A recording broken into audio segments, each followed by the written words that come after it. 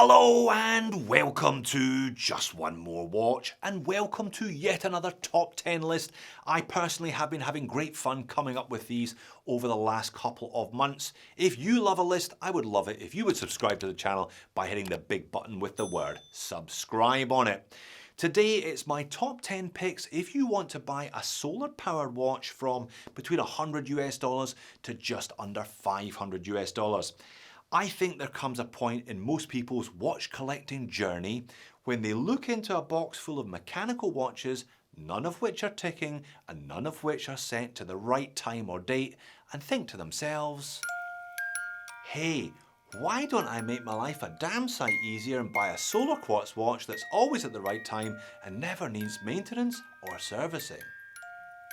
Perhaps I'm projecting, but that definitely happened to me a few years ago, and since then I have added a number of solar quartz pieces to my collection and have reviewed a bunch more of them.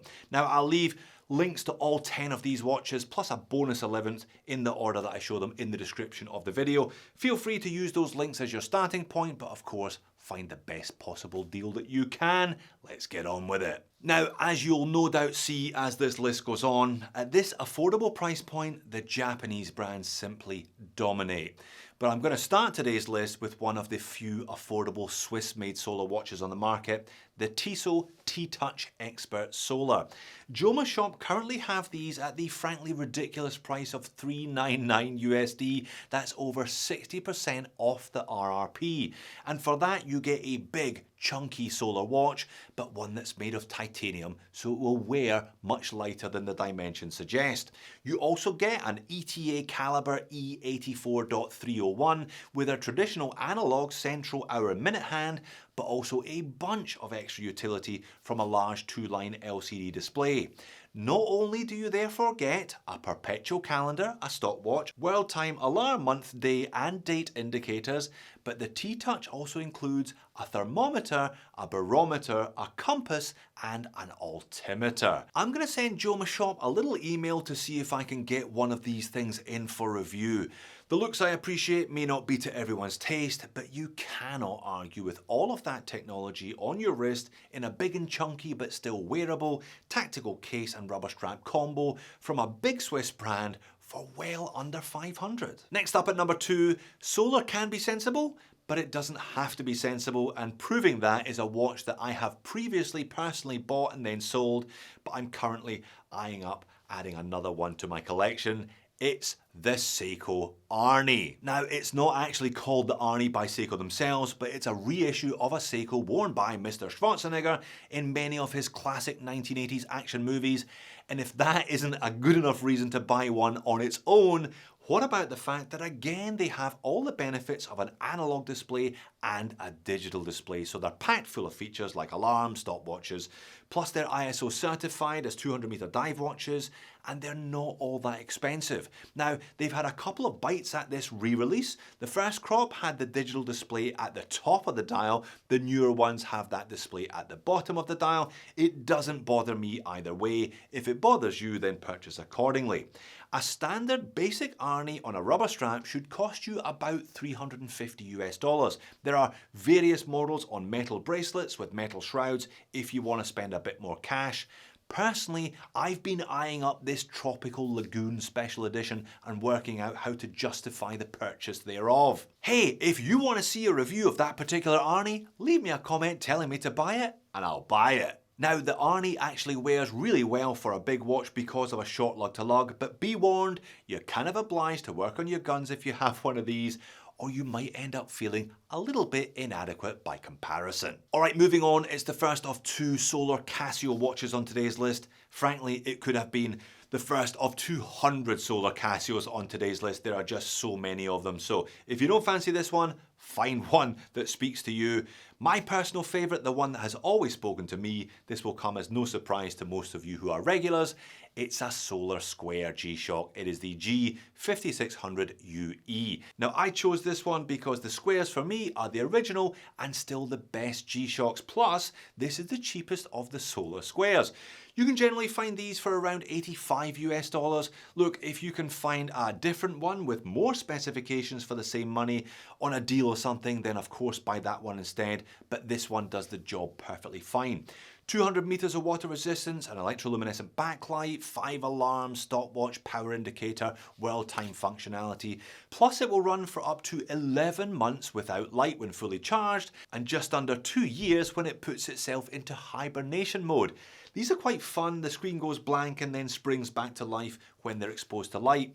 Now they are kind of chunky at 43mm in diameter, but they only weigh 50 grams, so they are still one of the more wearable G-Shocks for most wrist sizes. So then, from a solar watch often currently worn by military to one inspired by watches previously worn by military, it's the Timex Expedition North Solar. Now, Timex do a whole range of these Expedition North Solar watches, no less than 10 of them, in a variety of different case sizes and a variety of different case finishes, depending on your personal preference. They do from 36 right up to 41, so you can pretty much take your pick. They're all going to do a similar job for you. You just need to decide whether you want leather or canvas or NATO or bracelet style options. It's a classically styled field watch though, although the bracelet does veer a little bit more towards pilot's watches with that big triangle at 12. Either way, they're nicely legible, have plenty of water resistance, and some of them even have sapphire crystal.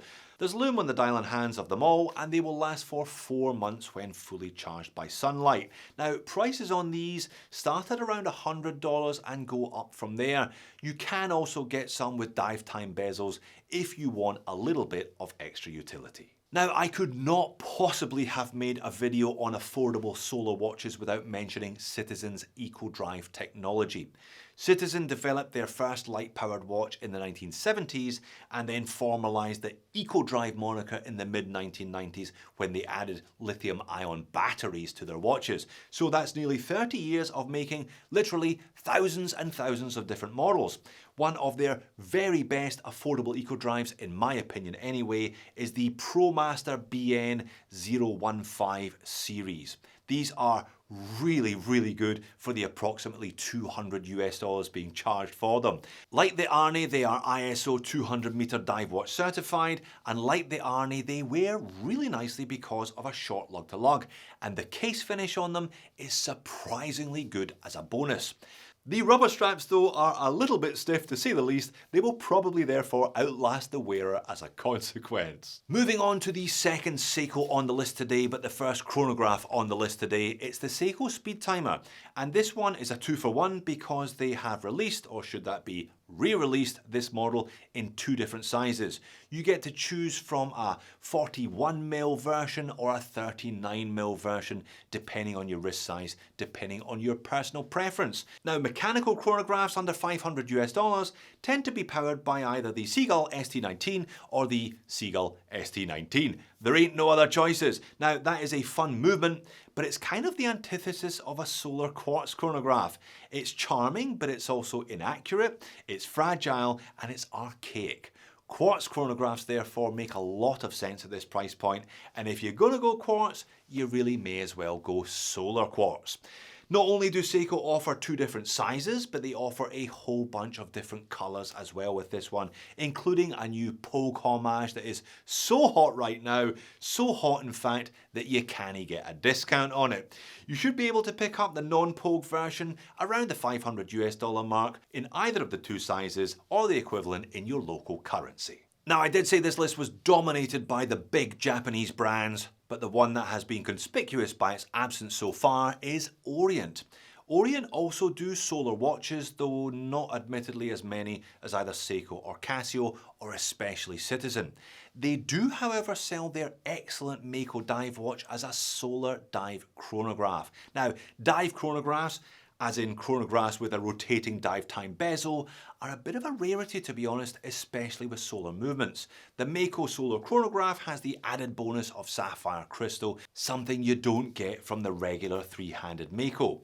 Orient is a sister company to Seiko, so I would imagine that the technology they use will be similar to Seiko's, i.e. proven and reliable.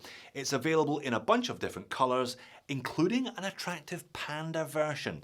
But the best part about the Mako Chrono is the price, from just under 200 US dollars from Joma Shop. You cannot argue with that price. At number 8, it's another watch with a bargain price tag that for a lot of people could make a really sensible choice as a daily driver. It's the Citizen AW5000. Now this one came tantalizingly close to being in my big top value watches of 2024 video a couple of months ago, but I just couldn't find one for under $100 US. The closest I could get was 110 on eBay. That's the link I'll leave in the description today.